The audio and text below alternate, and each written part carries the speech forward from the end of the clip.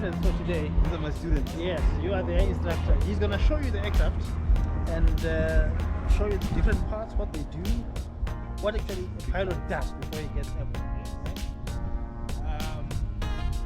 Me, I'm just the cameraman. In fact, for this to work well, I think it would be one of you needs to hold the camera. Right?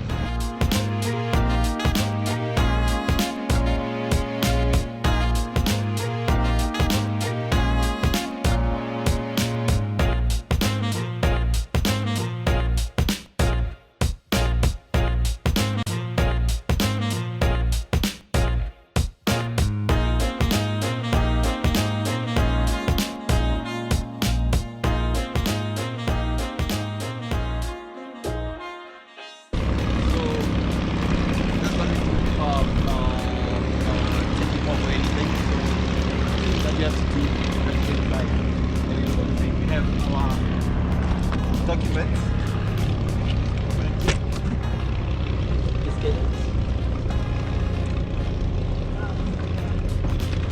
So here we have our different documents. So first of all, we have to check if we need our first aid kit to check if it's inside the aircraft.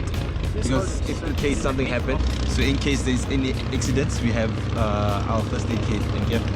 Then turn into another thing. We have documents to tentatively check in. So this is our mass and balance. We have to check that it's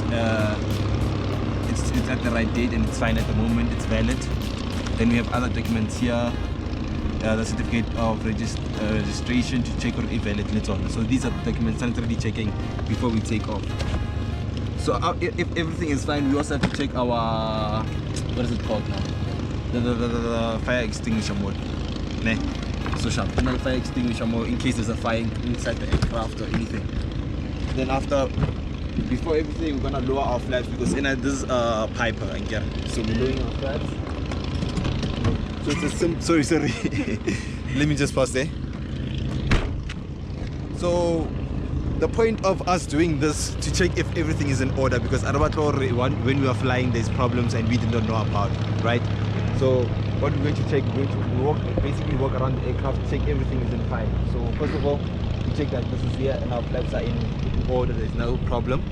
Then start moving happen. Let's go this way. So after, this is the flap. So this will help us to generate lift. So in the air, if maybe, or to slow us down, depending, here to land, and we want to slow ourselves down or to lose height, we're going to use our flaps. Okay, and this is what we call an aileron. So if you look inside there, check what it does.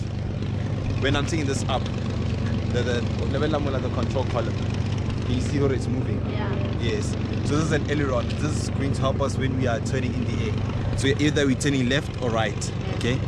So to check here, we have to check if everything is fine and there's no breakage or anything underneath, right? If we turn left, there, we turn left. Yeah. So basically, when this one is going up, that means we're turning right. We're turning to the right. So if you look look at the aileron, that one is down. That's what we call differential ailerons. Yes. So we can move around the aircraft. So you just check everything is fine. There's no breakage or anything wrong with our wing. So first of all, we're going to check our fuel. This is our fuel tank. Check if our fuel is at the right level. So here right now we have full tanks, right? Sharp. Then another thing we have to check if it's actually the correct fuel that's in here. So what we're doing here, we're going to test. Right, Sailor. First of all, it has to be blue. So this is F-gas. To see if it's blue, you can put it on your wing. So you see it's blue. Then also what you have to do, check that there's no water inside. So right now there's no water, and also smell it. If there's water, there's going to be bubbles, bubbles and stuff. So then you know this fuel has to be drained because no limits come from. Yeah, it does affect the engines because mates, we don't want water in our engines. It will snare our engines. So we're going to throw this out. And also another thing we have to check check our wheels. We have to check if the wheel is not flat or anything. Take care of the stuff. Okay? Okay? Now we normally don't put it back. There's not a problem if you put it back, but we normally don't because it's that small amount that we're using. Okay, so here it's going to check our engine. Okay, so this one, if we were using the small pipers, the 161, the Piper Cherokees, we'll be able to see the engine more. But with this one, we're just going to check here if our oil, right? The same way that you do with the car. Normally in the morning, someone will check if the oil consistency is fine. So you see, this one it has to be above 6, well between 6 and 4. If it's not above or if it's below 4, then we have a problem because we're going to have too little oil. And oil helps out with the cooling of the engine because when you're flying, the engine overheats.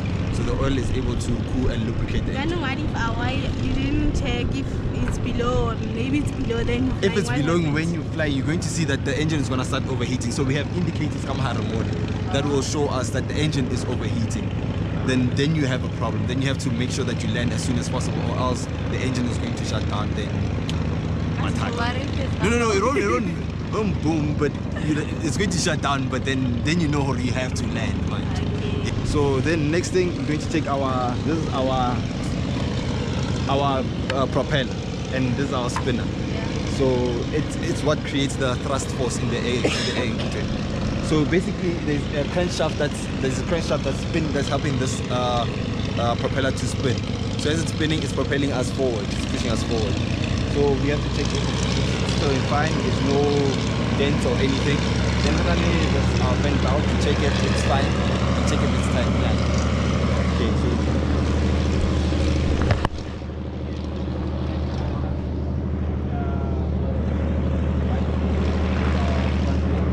you have to check the oleo, this is called an oleo, to check if it's not too low, right? So all of them you can see in front, they have an oleo, it's about 4 fingers. Yes, it mustn't be too low. Because it's also, there's some nitrogen and also some oil to actually help with the spring force. Okay, so basically,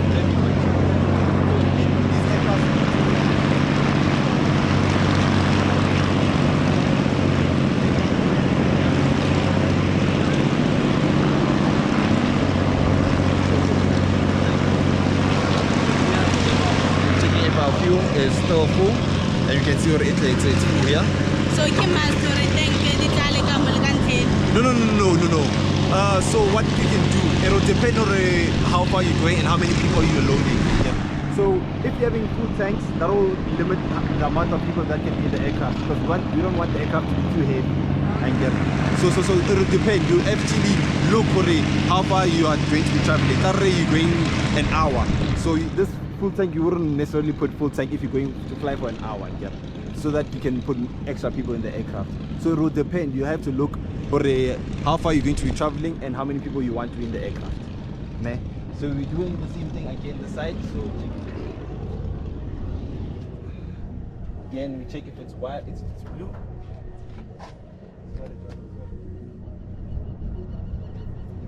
It's F gas.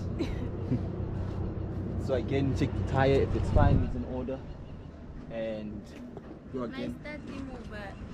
You use a Tesla at the same time, or so yes, it depends. So with the Charlie 172 Sena, you can select it to both. But with the Pipers, we have I'll just remind me to show you guys that we have a fuel selector there. You can select left tank or right tank. So you have to keep on changing it every 30 minutes. Because you don't want it to be feeding on one tank only, because it will fail later. The engine is gonna shut down because you selected that tank only, so it was feeding from only that tank. Now you have to change and restart the engine in the air, so you don't want that. So every 30 minutes we continue changing so that we know it's feeding from both tanks. And also another thing is the reason we want it to be feeding from changing. We don't want that one to be too less, because now it's changing our center of gravity. So the forces acting on the aircraft are going to be moving, shifting with it. Homework for today, center of gravity. yeah.